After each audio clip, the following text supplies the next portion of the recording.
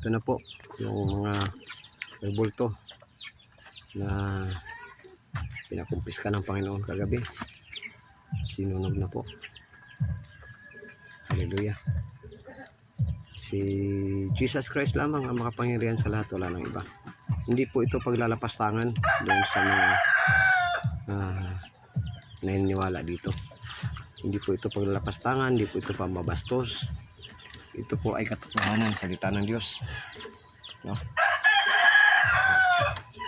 So, hindi tayo magkakaroon ng ibang Diyos maliban sa ating Panginoon. Ang Diyos po ay Espiritu.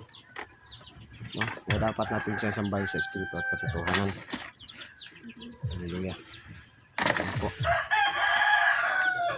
Sinunog na po natin yung mga rebulto na ito. Hallelujah. Praise the Lord. Kung tayo po'y mananampalataya na mayroon pa tayong hinawakan nito sa ating mga bahay,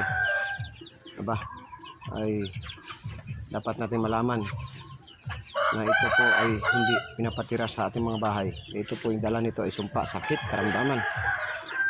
Ito po ang nagbibigay. Sabi sa Deuteronomy chapter 27, sumpain ang tao na gumagawa nito. Yan.